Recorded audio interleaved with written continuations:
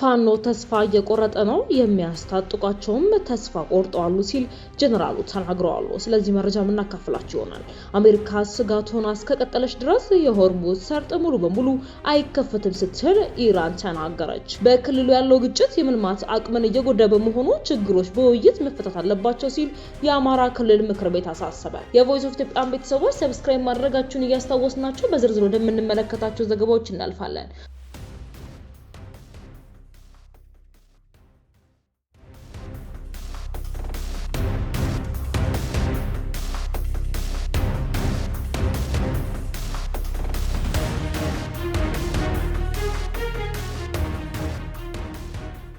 ፋኖ ተስፋ እየቆረጠ ነው የሚያስታጥቋቸውም ተስፋ ቆርጠዋል ሲሉ ጀነራሉ ተናግረዋል። የአማራ ክልል የትጥቅ ግጭት መልኩን እየቀየረ ባለበት በዚህ ወቅት የመከላከያ ከፍተኛ ወታደራዊ መኮንኖች በተለያዩ ከተሞች በክልሉ አመራሮች ጋር ስብሰባዎችን እያደረጉ ይገኛሉ።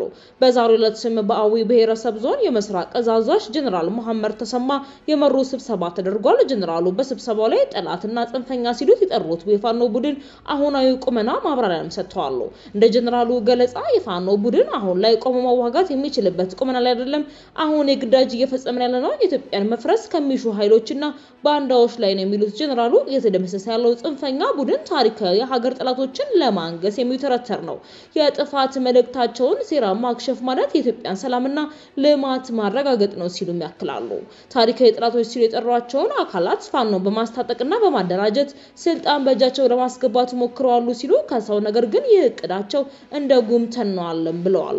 ጠላቶች እየተመቱ አስታጣቂዎችም ተስፋ እየቆረጡ ነው ያሉ ሲሆን ሰራዊቱ በቡድን ላይ ባሳረፈው ጠንካራ ምት አሁን ላይ በዞኑ በሰፈነው ተነጣጣሪ ሰላም በአዊ ብሔረሰብ ዞን አስተዳደርና የልማት ስራዎች ተጀምሯል በማለትም አክለዋል። ጠላት ተመቶ በአንድ ቦታ መዋል ማደር የማይችልበት ደረጃ በመድረሱ ተስፋ እየቆረጠ ነው።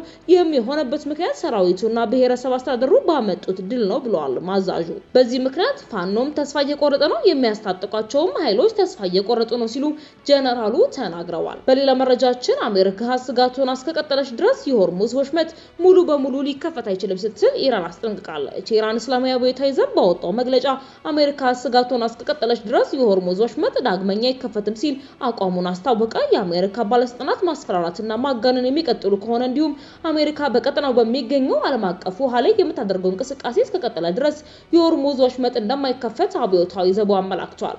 አሜሪካና የኢራን መንግስት የሚያስተዳድረው ኢርና እንደዘገበው የአገሪቱ ጦር ዛቻና ማስፈራሪያ ነገሩን የበለጠ የሚያባብስና የሚያጠላልፍ ነው ሲልም አስጠንቅቀዋል። ሀገራትን በስም ሳይጠቅስ ወራሪዎችን የሚረዱ ሀገራት ባህሪያቸውን ካላስተካከሉ ከፍተኛ ቅጣት ይጠብቃቸዋልም ሲሉ ተናግረዋል።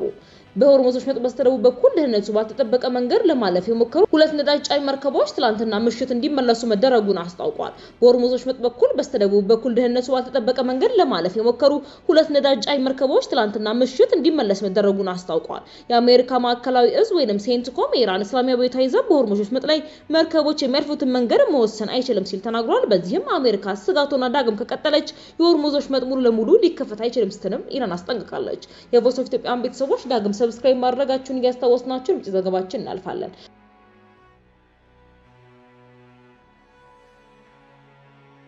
በክልሉ ያለው ግጭት የመልማት አቅምን እየጎዳ በመሆኑ ችግሮች በውይይት መፈታት አለባቸው ሲል የአማራ ክልል ምክር ቤት አሳሰበ። በአማራ ክልል እየተካሄዱ ያሉ ግጭቶችና ጦርነቶች የመልማት አቅምን እየጎዱ መሆናቸውንና ችግሮችን በውይይት መፍታት እንደሚገባ የምክር ቤት አፈ ጉባኤዋ ፋንቱ ተስፋዬ ገለጹ።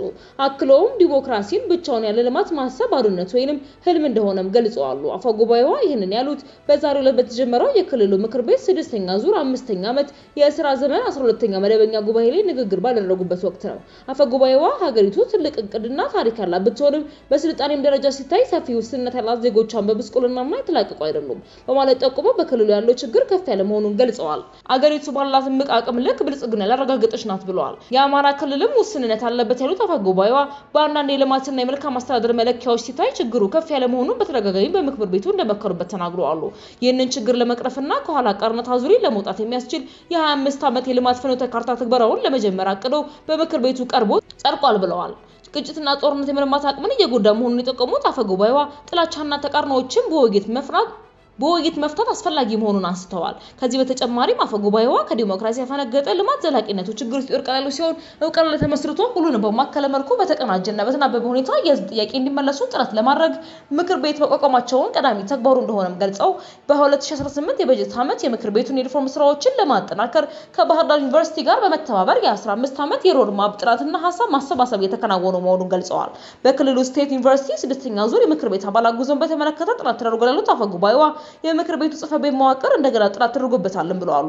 ምክር ቤቱ የጣለበትን ተግባርና ኃላፊነት ለመወጣት እነዚህን ሪፎርሞች አጠናክሮ መቀጠል ያስፈልጋልም ሲሉ ተናግረዋል። የቮይስ ኦፍ ኢትዮጵያ ቤተሰቦች ዳግም ሰብስክራይብ ማድረጋችሁን እያስታወስናችሁ በሌላ አዲስ ነው ዳግም እስክንገናኝ ድረስ በደህና ቆዩ።